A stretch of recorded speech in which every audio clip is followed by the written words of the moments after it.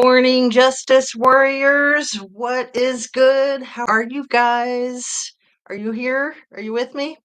I'm with you 100%. So I had to come on a little bit earlier than what my thing said yesterday. When that accidentally did it for like 11:30 instead of yesterday. I did it for 11:30 today. So I did delete that last night. I hope that didn't throw people off.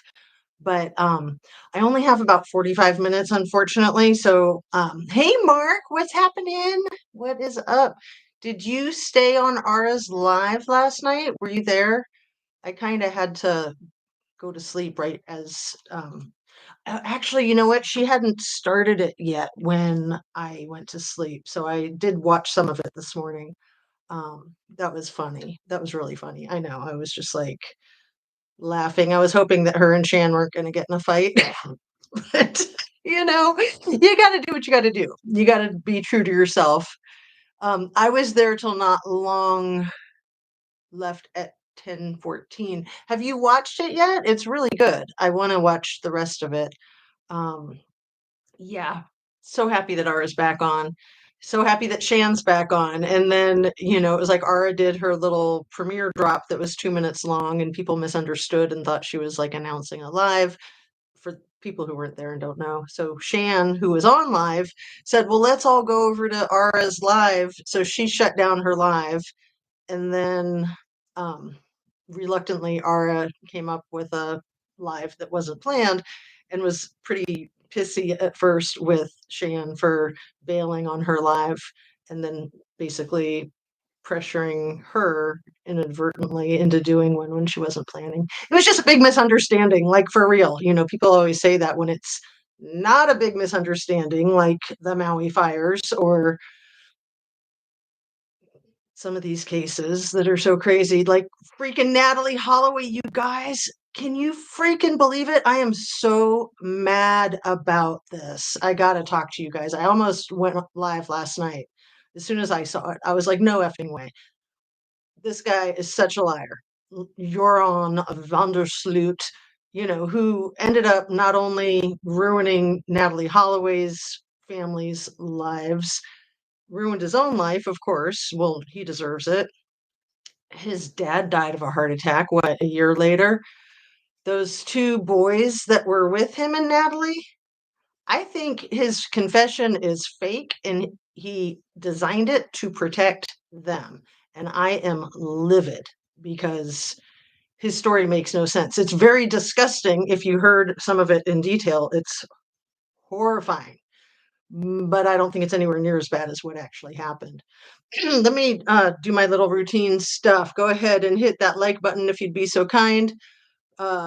If you can see the subscribe and share and turn on your notification bell. Don't forget your tranquility.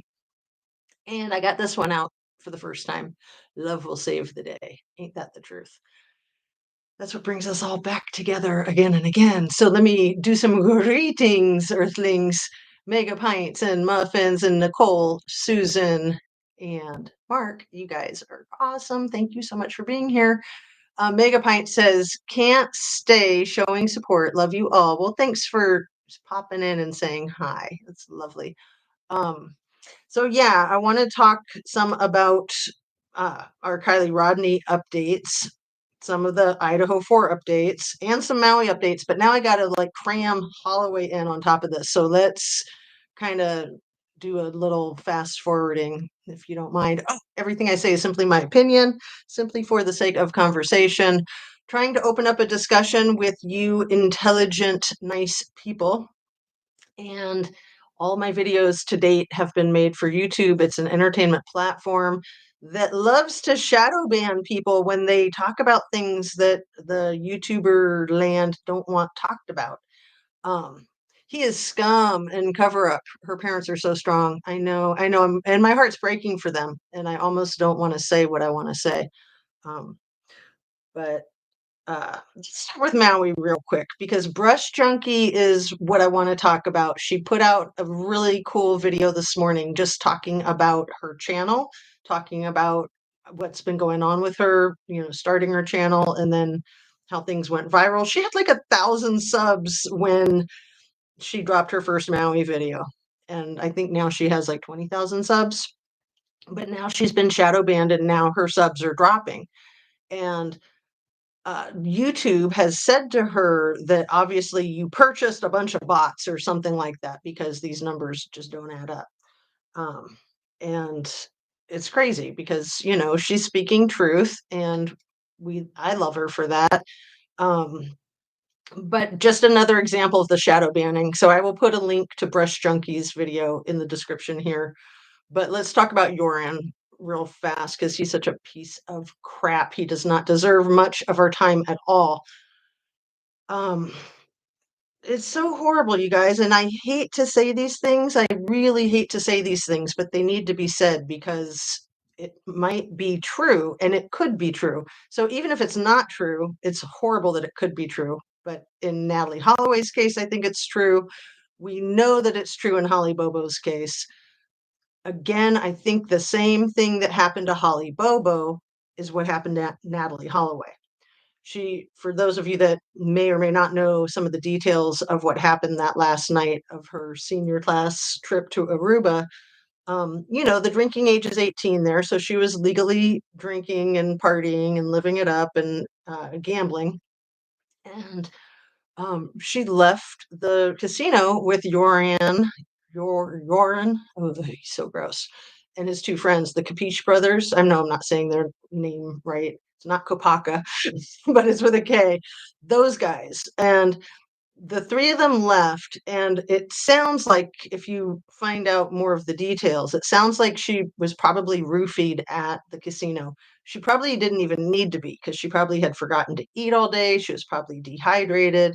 She was probably way beyond tipsy. But then the last time her friends saw her, she was in the car with those three guys driving away, and she looked like she was pretty out of control, is what the story is. So, Yoren's come up with 1,000 stories, and we all might remember Dr. Phil going down there and checking into a trap house that he thought she might have been getting trafficked out of.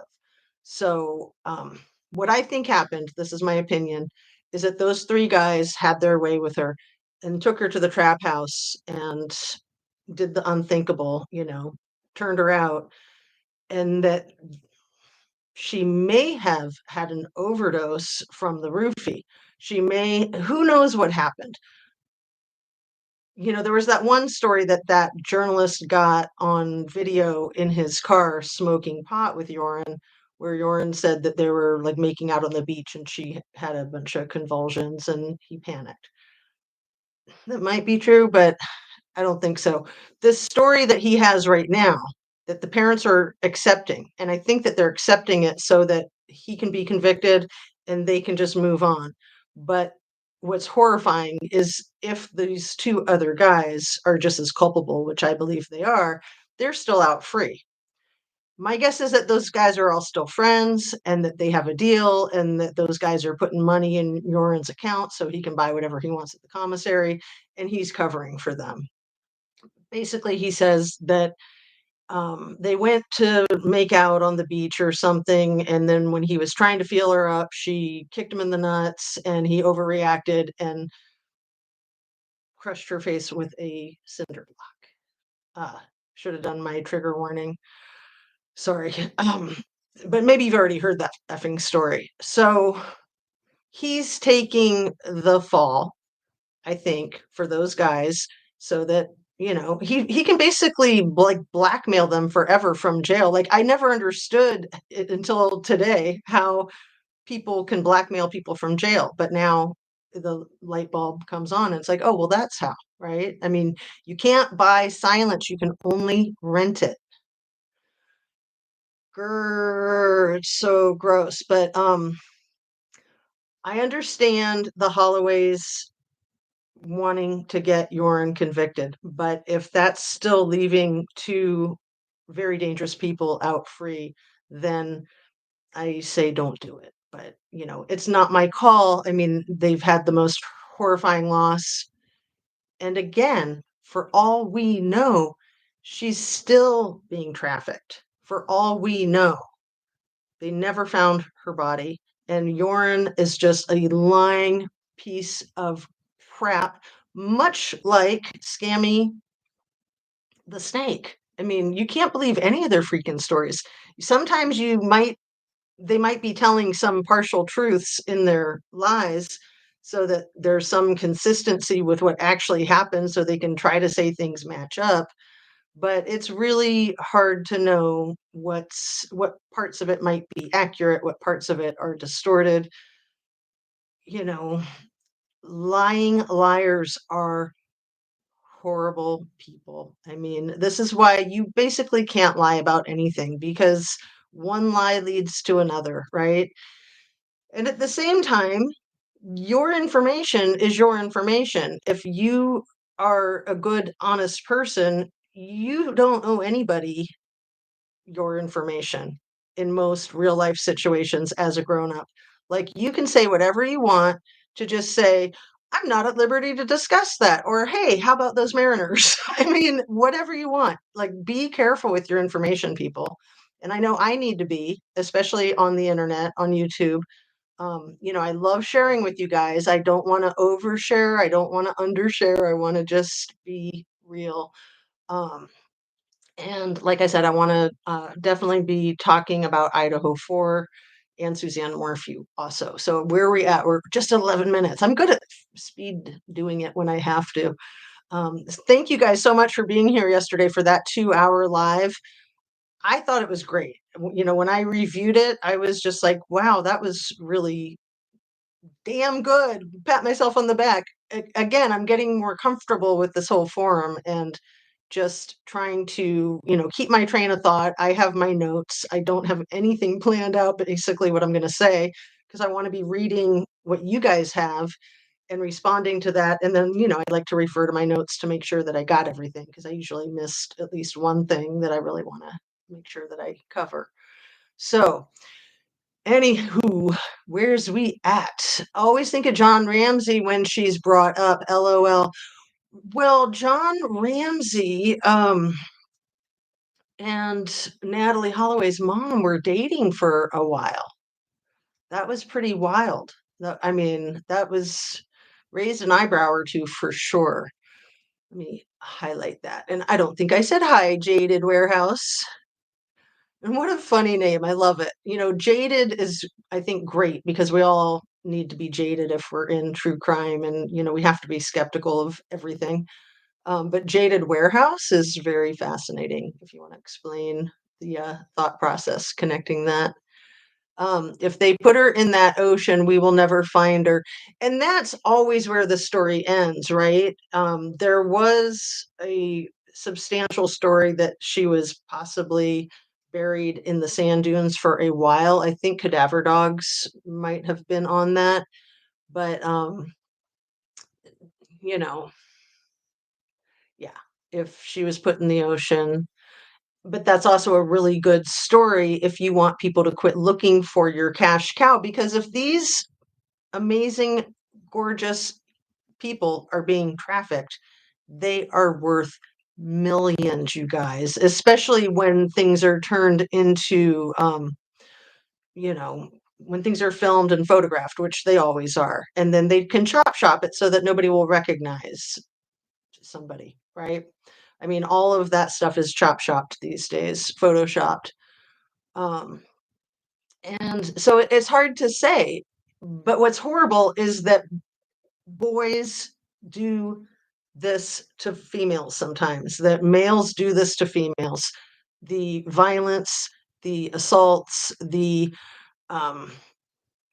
Dodge Tony fantasy crap that, again, I don't even like to mention these people's names because they don't deserve to be recognized, but they do need to be identified as danger. I mean, serious menaces to society. Public enemy number one.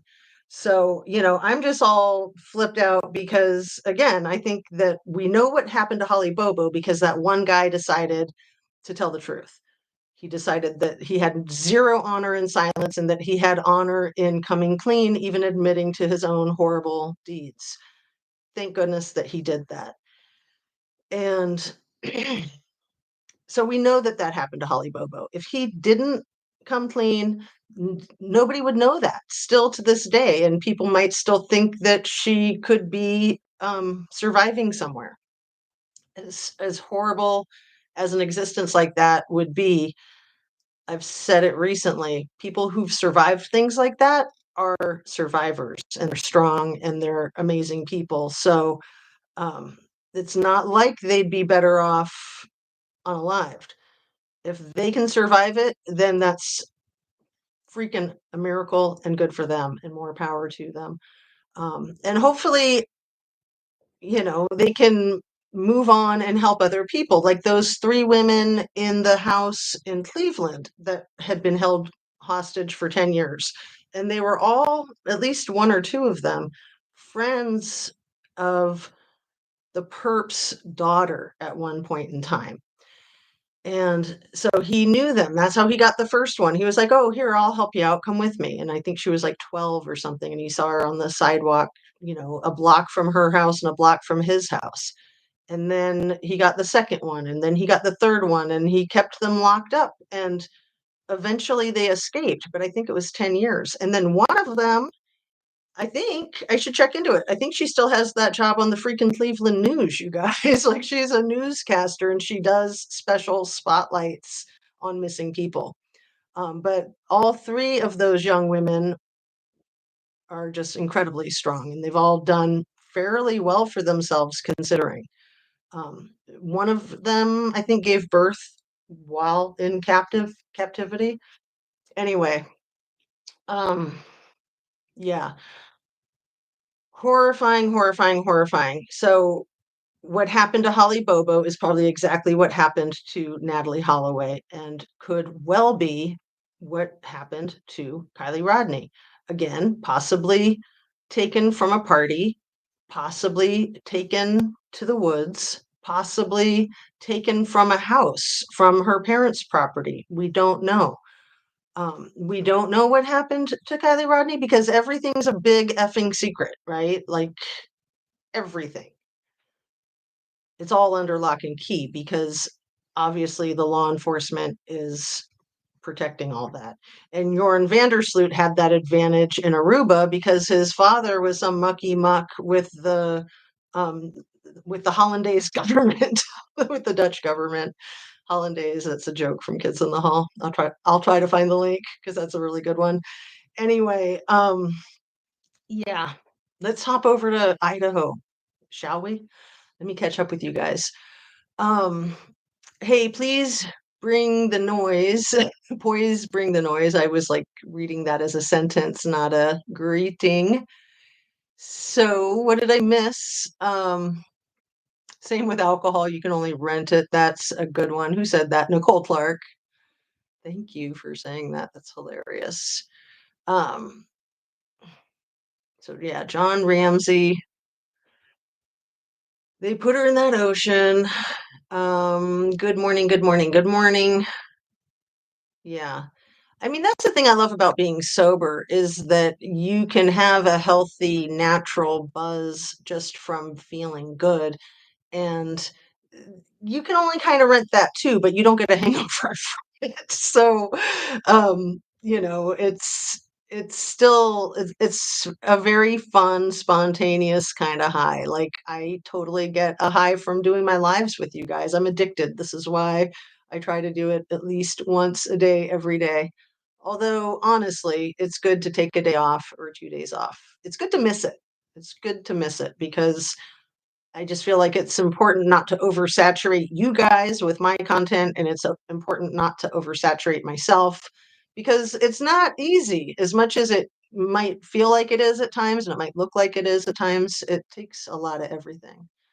Um, so, just caught up, Mom's AF, Pennsylvania style. Hey, Dana. Oh, I'm so glad you're back. I'm just going to highlight you because you were so awesome to keep emailing me. And I haven't checked my email today. If anybody's emailed me, I did put the link to the video, the mystery video of the content creator ripping me a new one a year ago when I was 5 weeks old on the interweb.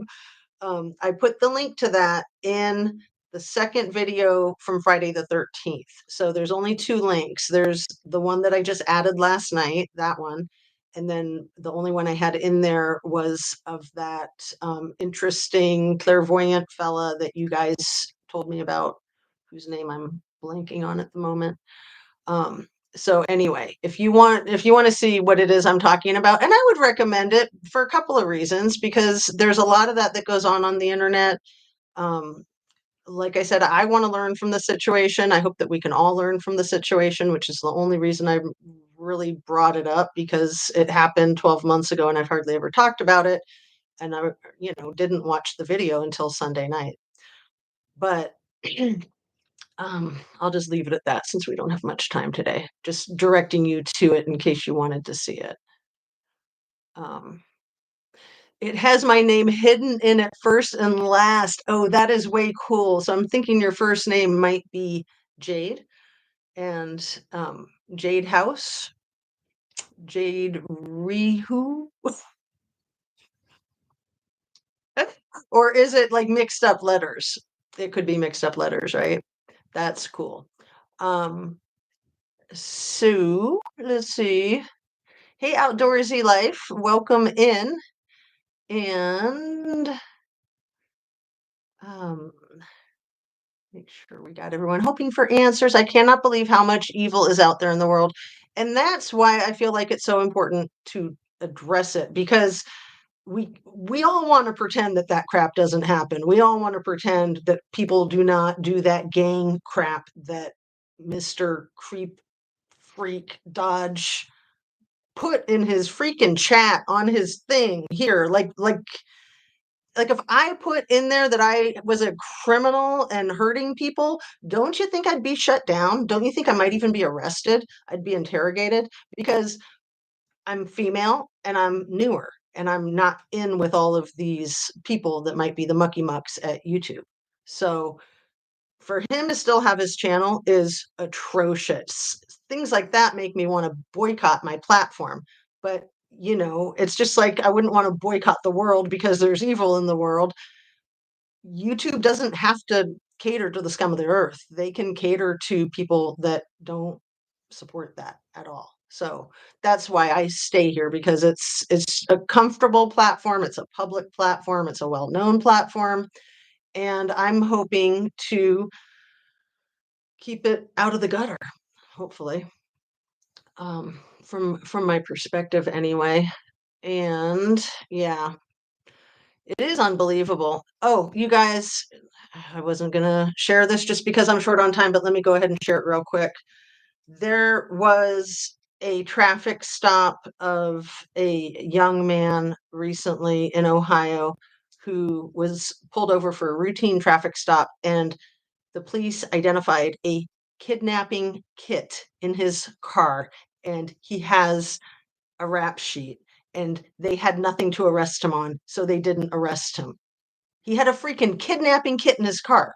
So either he was going out to try to do that right then and there, or he just always has one on hand in case he sees an opportunity. So that's something, again, good to talk about, because we all need to be aware that there are people like that. And some of them will look like Santa Claus and, Christopher Kringle, and you would never, ever be able to tell. Maybe you've seen that movie, The Vanishing, with Sandra Bullock and Kiefer Sutherland, and I think it was William Hurt who played the perp. Anyway, you just never know. You never know. The whole Dr. Jekyll, Mr. Hyde. You can't judge a book by its cover. So we all need to be careful all the time. I mean, that just creeped me out so much, thinking that like he had a freaking kidnap kit. They knew it was a kidnap kit. Like, you can't arrest him for that. You can't arrest him for, I mean, I know a lot about police work, but I mean, there's a lot of a lot of nuances and innuendos and intricacies, and you have to have probable cause. And because they pulled him over for a routine traffic stop, then maybe they can't arrest him for suspicion of something like that. But they can have him on their radar. They can keep an eye on him and hopefully get him But it is important for them to follow the law and to do their jobs accurately and to do it well, because then what happens if they bend the rules and say, well, we were pulling him over for having a taillight out and we saw the kidnap kit and he denied he was going to kidnap anybody, but we knew he was thinking about it since he had his freaking kit, and they go ahead and arrest him, then that he can get off on that. Any good criminal defense attorney will get that thrown out before you know it. It's mind boggling. Our system leaves a lot to be desired, unfortunately. So me too, hoping for answers. I think it goes deep. Big iceberg. Are you talking about Natalie Holloway? I mean, the whole thing is such a fascinating story. Right from the moment her mother got the phone call that she wasn't there to board the airplane to leave, because whatever year that was a long time ago, like 25 years ago, give or take five. Um, is way before most of us had cell phones. And her mom was driving down the freeway and had a cell phone, got the call, and said, oh, okay, well, let me hop on my private jet. I'll be right there. And she got there within a couple of hours from Alabama, where she lived. So I don't think she owned a jet, but I think that they were very connected and that she was able to hitch a ride immediately, if not sooner. So just that in and of itself is pretty wild. Um, his father was a judge. Thank you, Mom's AF. I'd forgotten the details. I just know that they were Hollandaise, right? They were Dutch. Yeah. And his father was a scumbag. His mother was a scumbag. She might still be alive. His father deserved the heart attack that he got a year later, but I hope that Jorn felt bad about that, because even if that's not what caused the heart attack, and it probably was, still his father's days were limited, and that was what he had to deal for the last year of his life. I'm sure it was no fun at all. But yeah, judges have a lot of power, you guys. Think about Judge Ito and how zero trouble he got in for perjuring himself, and his wife, who was an assistant chief with the LAPD, how zero trouble they got in for committing perjury when they said that they didn't know Mark Furman, when she'd been his supervisor and she had had all kinds of conflict with him, and Ito knew him well. And then Furman goes and gets prosecuted for his fabrication of the truth, for his perjury. People don't get prosecuted for perjury, unfortunately. Furman was like one in a million, and Ito should have been as well. And Ito, in my opinion, screwed up that whole case. I mean, the LAPD had a rock solid case. They had mountains of evidence against OJ Simpson, and they didn't think it was possible that they could lose that trial. Anyway, I'm spitting my nails. I'm getting back on track. We're going to talk about Idaho 4 because, as you guys I'm sure all know, Brian Koberger's aunt did a freaking interview where she said so many things she should have never said. And she was probably paid. I don't know that, but I'm going to guess. Like, why else would she do that at this point in time? And that was really bad. Again, it might even give more leverage to the defense that there's no way he can get a fair trial. I mean, she said some really stupid things that she doesn't even know for fact. She does not know for fact. And she's hung him out to dry. And maybe she thinks he's guilty because whatever reason. Maybe she's still mad if she's the one who had to buy the new set of pots and pans to cook his vegan food in. I mean, is this the same aunt? Because that was a stupid thing for her to share too, right in the beginning. That was really stupid. Him being vegan has nothing to do with anything. Just like if he was an incel, nothing to do with anything. But why? They wanted to sell us that nobody was touched inappropriately. There was zero SA. There was zero possibility of SA. And then, oh, the person who did this must be an incel. And then that was before they pinned it on him, in my opinion, possibly, allegedly. Um, And so, how are you going to make that fit? How are you going to take these four like Hollywood movie star, good looks, 20, 21-year-old babes? How are you going to take four of them in this house of babes where there's two others that are unscathed, allegedly? How are you going to explain this story? How on earth are you going to explain the story? Okay, well, maybe if some insane freak was an incel and vegan and he had so much anger pent up and frustration, you know, I don't even want to go off on that whole like cannibal uh theory that one expert had on News Nation. That was ludicrous. Like that he did this, or no, that he wanted those new pots and pans because he was afraid that if his vegetables touched a pan that ever touched meat, that then he would become a cannibal. That was her theory. I'm going to try to find a link to that and put it in the description so you guys know what I'm talking about if you haven't seen that ridiculous interview with that freaking expert. Right. Right. Um, anyway, I'm so mad that she gave that interview, and if the information is not being shared, if she was paid, because I'm going to guess that she was, that somebody offered her more money than she could refuse.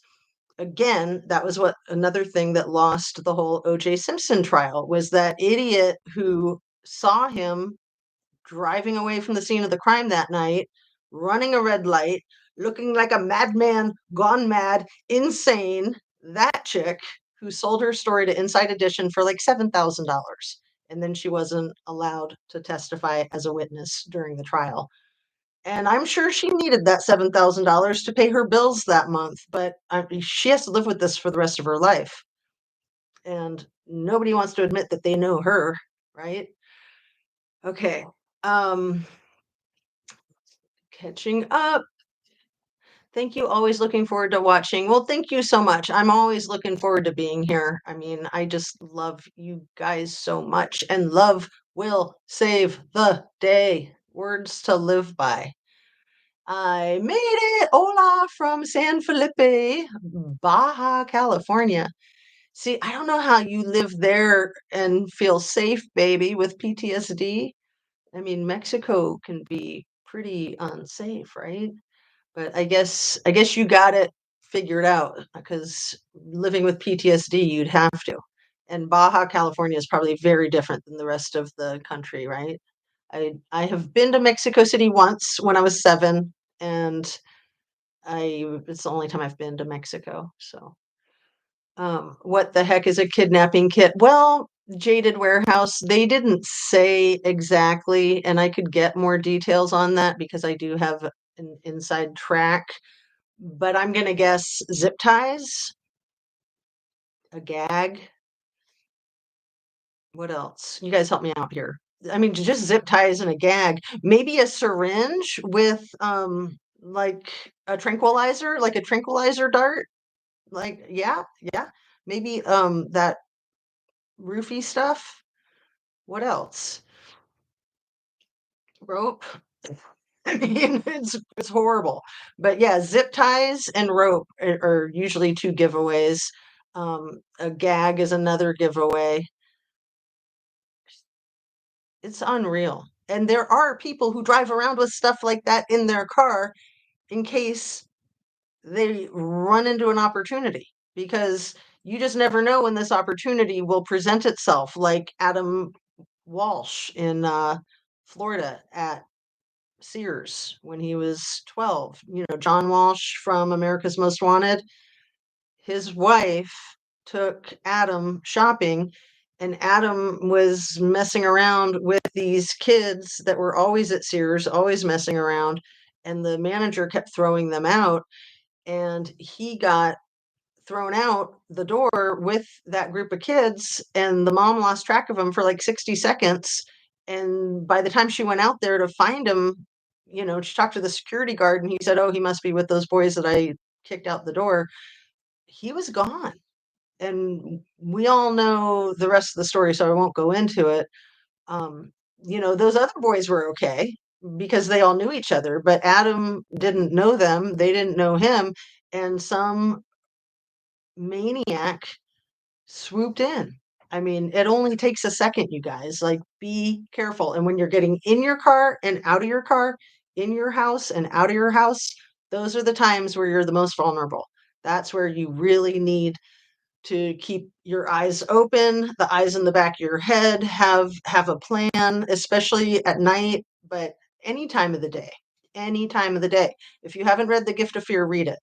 And it doesn't mean we all need to be scared to death. It just means that we need to be aware that there's MFs that, you know, they don't want somebody who's going to fight back either, because that will humiliate them and it might get them caught. So they want an easy target, and that's what they look for. They look for people who are looking down. They look for people who look like they have self-confidence issues. They look for small people that are like 5 foot, 5'1". So if you're small, get big. I'm just kidding.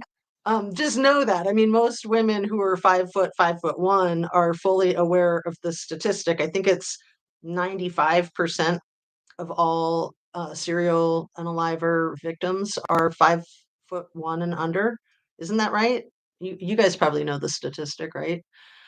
And they can't arrest what the hell. Well, that's the probable cause thing, Mark. I mean, they could, but then it could get thrown out. Paper Songs, what's up? Good to see you. And can they put him on a sex offender? Well, I don't know exactly what his history is, but like I said, they being on their radar sometimes can be enough. Like then they can get him on whatever they can catch him in the act of doing. But sometimes it's not enough, and somebody gets gravely injured or unalived before they get a plan together and get this person off the streets. Um,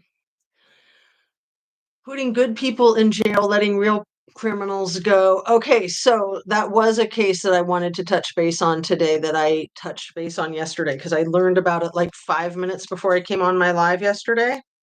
Leonard Allen Cure, Cure. You guys, are you familiar? And I can't remember if I think I did find a link to one of the articles or news clips, like a 2-minute news clip, and put it in the description for yesterday's video.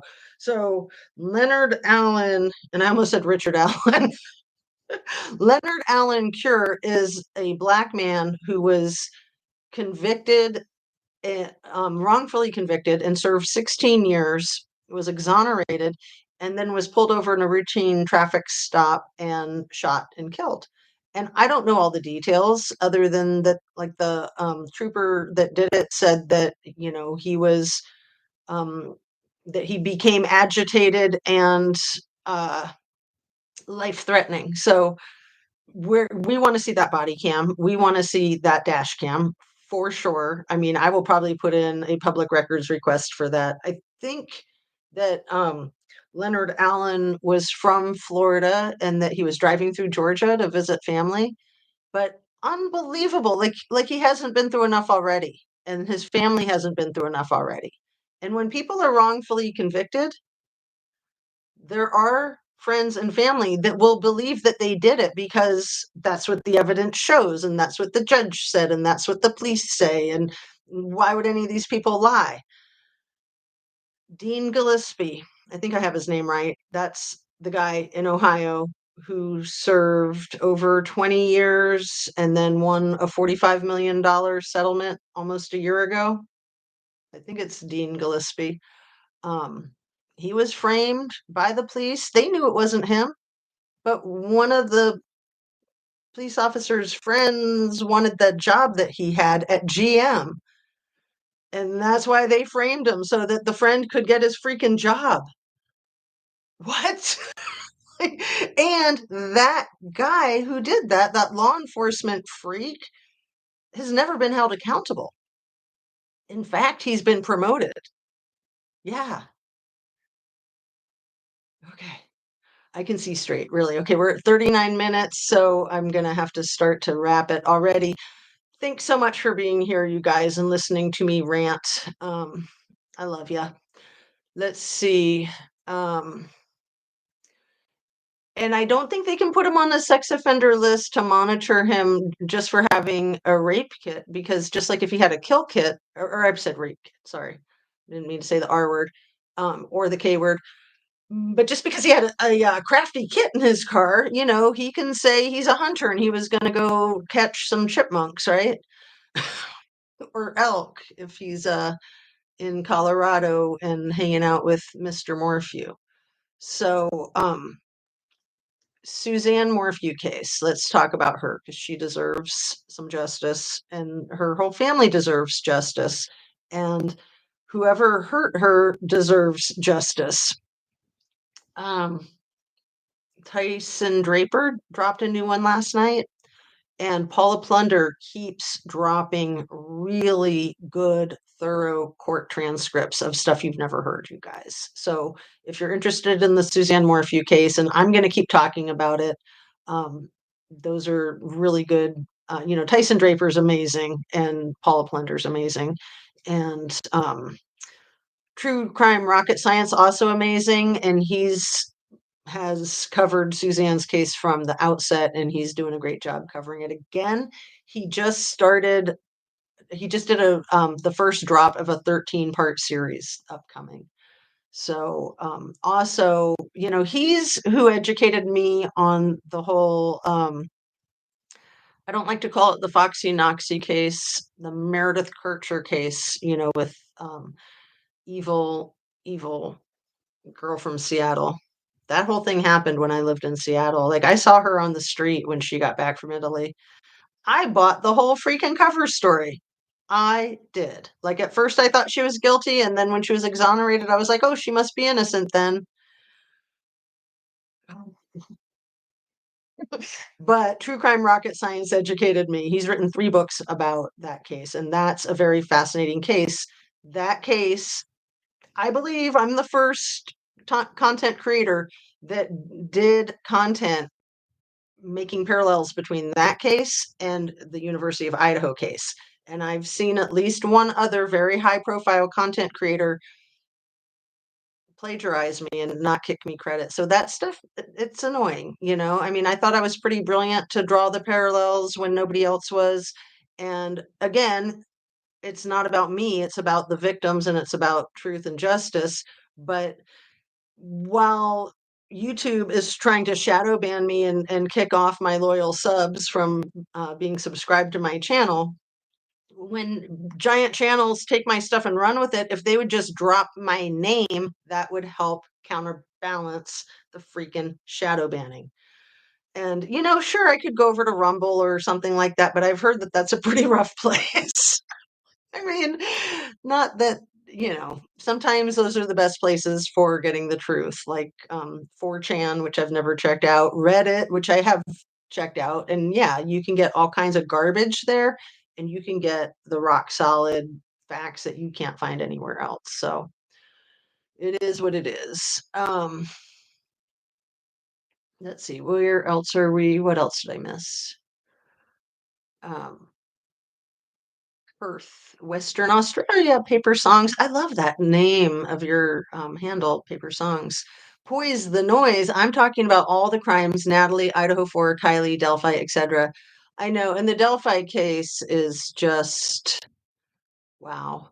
How come it took 5 years? I don't know if Richard Allen is the guilty party or not. But why did it take 5 years when they had a videotape of him and an audio tape of him? Like, that's ridiculous. That's completely insane. Um, Forgot that you were not local.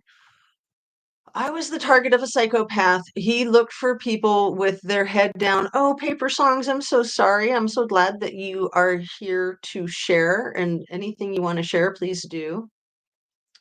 I'm glad that you're here in general and that you're able to share, because a lot of times people are just too messed up and under it to be able to share with friends or family. And it's important to be able to communicate about these things, especially with a therapist, especially with trusted friends and family. And thank you for trusting us here in the chat and me on this platform. That's a huge compliment. Conspiracy theory has Mr. Walsh selling Adam for a gambling debt. Jury is out for me. You know, I've never heard that conspiracy theory. Anything's possible, but I don't think John Walsh would have like put himself out in the public eye the way he did. And he's helped solve so many cases. And it's quite possible that he had a gambling debt and that they just took that dirty laundry and used it against him because seriously, like who doesn't have some type of dirty laundry? Um, and yeah, gambling debt is something I wonder about in the Morphew case. I've put out my theory that there could be substances involved, there could be trafficking of substances involved. A lot of people have gambling debts. A lot of people do it online. They don't even have to leave their house. Um, but I don't think we've talked about Kylie Rodney yet. So let's go there. I'm going to catch up on the rest of Ara's live from last night later today. And I wanted to answer a question that they were talking about in the part that I saw, which is like, what was the connection to Rena? And I think that Jägermeistro's mother had a house in Reno, I think. Um, and then Divine Justice, aka Mrs. G, the honey badger, has been bringing up the information that Bethany Funk went to Truckee High School for 1 year, possibly like in 10th grade or something. And she's from Reno. Bethany Funk is one of the witnesses that didn't witness nothing in the Idaho 4. Um, and in that Idaho 4, there's a whole rabbit hole that might need to be looked into as far as twins and triplets at that university, because, twins and triplets only happen pretty rarely. They seem to have a lot of them there, and I'm wondering if there might be something with their medical school with infertility treatment. Again, rabbit hole. The Handmaid's Tale and bringing that photograph into it that I still, again, I'm not convinced that Mr. Koberger, the criminal defendant, was sitting there in a room with Margaret Atwood. I sat in a room with Margaret Atwood. I got to shake her hand. And she's a very sensitive individual. And she would um, would think she would really agitate somebody like what they're trying to paint the criminal defendant to be. That he wouldn't be sitting there holding her book with a little smile on his face. I think that picture is photoshopped. I think that she probably did do a lecture at the school that he was at, and that whole thing was concocted and again inserted into the case kind of as a curveball and kind of as a clue that maybe there's something going on with that whole theory. If you guys don't know the theory of the Handmaid's Tale, get into that. We don't have time. We're already at 48 minutes, so I need to wrap it up. Um, and so Steve Fry, you guys, again, this is Idaho. Steve Fry, Frei, was the coroner for the is it Kootenai County? Is that how you say it? Where Boise is, where Cody Funk is the coroner. So Steve Fry was the coroner before Cody Funk. And Steve Fry has a child who runs with the crew in the Idaho 4. So to blow your mind with Idaho 4 material, just try to watch everything Bubbly Waters that you can, because that girl is doing so much research. It's unbelievable and it's really hard to keep up with and it's mind-boggling, and I think she is on top of it. Mark my words. All right, you guys, I love you. I'm so sorry to have to sign off so quickly, but I do have to. Let's see. So sorry to hear. Let me highlight that. Annie Ruler. I always love your comments, girl. Didn't you get like shut down for a minute on my channel? Didn't one of the mods like give you a timeout or something? And I was like, Annie Ruler, do that to Annie Ruler. She's always on it. Um, But yeah, it might have been the same mod that put Dana on the banned list. So she was able to watch the videos but not comment. And so I was able to get in there and undo that. Um, it's kind of tricky for me to do stuff like that, but I finally freaking managed. So again, Dana, thank you for your patience there. Paper songs. Wow, sorry to hear, but good to know about looking down. Am looking down to not trip. Mental note, look up when peeps around. And just, it's like you can be looking down so you don't trip, but stand tall, be confident. And if you're not confident, just try to exude confidence like you are. But it's also really important to, I say, carry a whistle. I think that's even more important than something like mace or a taser or a firearm. And you have to remember that those things can be used against you if they're more prepared or stronger or there's more than one of them. So, a lot of times these people work in tandem and teams. So, yeah, it's gross. It's gross. So taking a self-defense training and standing tall and, parking lots at night are some of the worst places. We all have heard stories about Walmart parking lots, and they have surveillance cameras, but these things still happen in those places. And, it might not be able to protect you. It might be able to help get some justice, but it doesn't protect you from something of a nightmare happening. And we don't want that to happen to anybody. I mean, that's the whole purpose of trying to raise awareness. And, I'm often talking about Mia Zapata, and that was something that she talked about a lot before that happened to her. And then the friends and family around her started something in Capitol Hill, in Seattle on Capitol Hill, where she was from, called Home Safe, I think is the name of it. And it's got, it had a lot of attention from Joan Jett and probably Nirvana and some other bands that were tight um, with her and her Gits band members. Pearl Jam, I know, had a really good connection with their band. A lot of high profile bands had a good connection with Mia. Everybody loved Mia. But you guys know that I'm going to keep talking about Mia too. So I mentioned her again yesterday, and I might have blown your minds because I kind of keep that on the down low. Um, but, there's a time and place for everything. So I'm going to have to wrap up. I'm going to read another Mark Molina's and then try to get caught up at the end and then try to say goodbye super fast. Seems so many out there. I'm sorry for you to have to deal with that. No idea how scary that is. Seems scary and stressful. Glad you're okay. Yeah, absolutely, Mr. Mark. Um, Oh, I missed some really good ones. I have to catch these.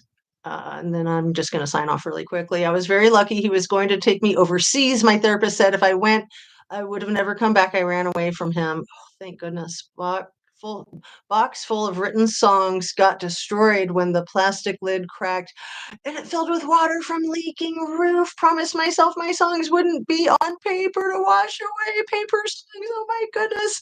That is a beautiful story, as sad as it is, tragic as it is. Wow. Oh, I'm so glad I caught this live, not just later. Let's see. So let me finish up with two more here and then be done. I've read 40,000 and 400,000 people in Reno that weekend. What a cover timing. Wow. Sandra Lankford, Paper Songs, thanks for sharing this and information on safety. Heads up and always looking around is so important. I tried to instill this in my children, so vital for safety. Yeah. And Paper Songs, I'm going to read your last two. Then I'm going to say goodbye. And I might be able to come on later today, but I don't want to promise.